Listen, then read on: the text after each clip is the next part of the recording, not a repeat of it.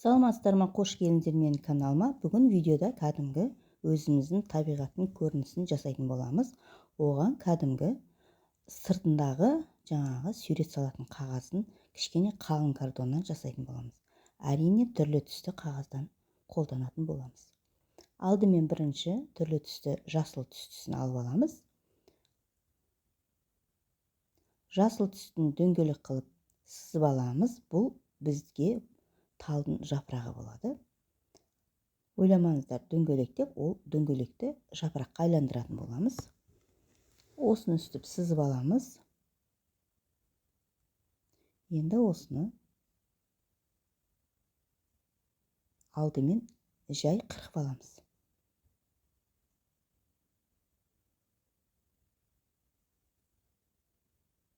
Мінекей жай қырқып алдық. Енді осыларды бөлеміз. Енді дөңгелегін домалатып қайшымен қырқып шығамыз. Дөңгелек болып шықты. Қараңыздар, екіншісінде көрсетіп жатырмын сіздерге кішкене түсінікті болу үшін. Енді дәл осындай қылып бәрін қырқамыз. Қараңыздар. Енді осы дөңгелектердің шет-шетін жапырақтың ирегіндей қылып қырқып шығамыз. Екіншісінде тағы да көрсетіп жатырмын. Өздеріңіз қалай қылып жасасаңыздар, сондай болады жапырақтарыңыз. Мінекей көп кәдімгі қою түсті, ашық түсті жасылдардан жасадым. Сіздерге дайындап қойдым картоннан, кәдімгі картонның сыртын қоңыр түсті краскамен, гуашьпен краскілеп қойдым. Енді осы жаңағы алдында көрсеткен сызғыш картонымыздың ішін кәдімгі табиғат саябағы сияқты қылып айландыратын боламыз. Алдымен осы жасыл түстіні аяғына дейін жапсырамыз. Бұл жасыл түс жер, бұл көгерген жер. Енді осыны талдарын жасаймыз. Картоннан дайындап қойдым.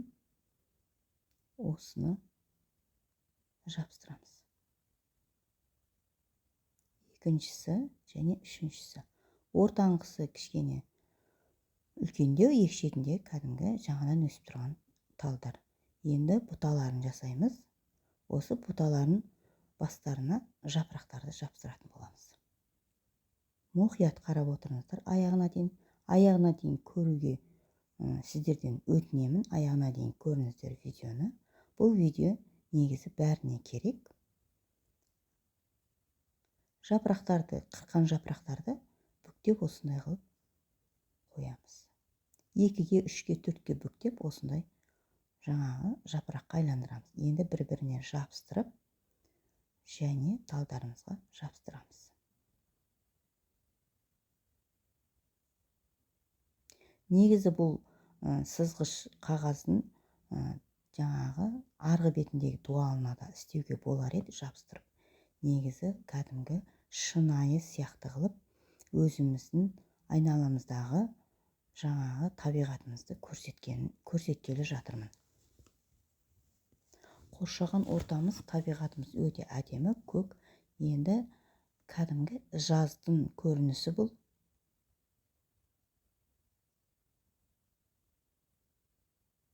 Кішігірім осы талдардың орталарында кішкене ашықтау көк жапырақтарда көрініп жатыр. Бұл негізі жазғы түрім көрінісі.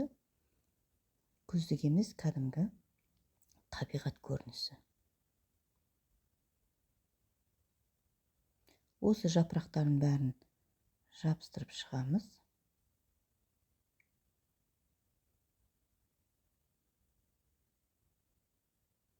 Енді осы жапырақтарымыздың артына кішкене шөп жасайтын боламыз.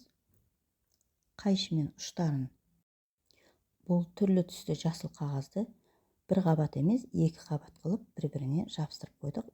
Өйткені бір қабаттан кішкене жұмсақ болып, шөптеріміз кішкене қақиып тұрмайтын болады. Сондықтан 2 қабаттап жабыстырып, оның ұштарын кәдімгі шөптердің ұштары ұқсатып, тіке-тіке қылып қайшымен қырқып шығамыз.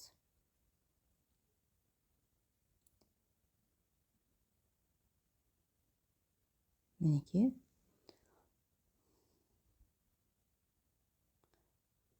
Енді ортасында үйілген тағы алып тастаймыз. Кәдімгі кордонымызды артқа қаратып, айландырып жабыстырамыз. Қараңыздар, артында шөп тұр. Енді біз алдына жасайтын боламыз. Негізі бұны дайындап қойдым сіздерге, кішкене тезірек болсын деп, уақыт алады деп. Мінекей, орталарына шөпті үстіп жабыстырып шығамыз. Өте сұлу, әдемі табиғат болады. Өзіміздің тұрып атқан қоршаған ортамызда өте әдемі табиғаттың көрінісі деуге де болады. Енді бұл табиғаттың көрінісіне не жетпей тұр? Әрине, гүлдер жетпей тұр. Осы гүлді жасайтын боламыз. Қазір қызыл түсті фоамироннан жасыл түсті фоамиронды қолданатын боламыз. Алдымен жасыл түстіні гүліміздің түбіндегі жапырағы.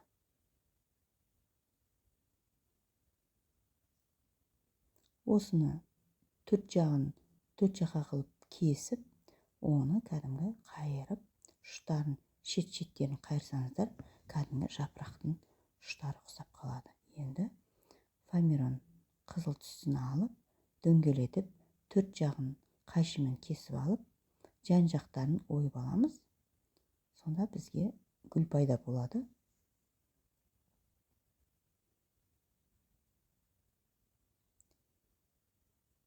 Енді осы гүлімізді бір-біріне жаңағы ыстық кілеммен жабыстырып шығамыз.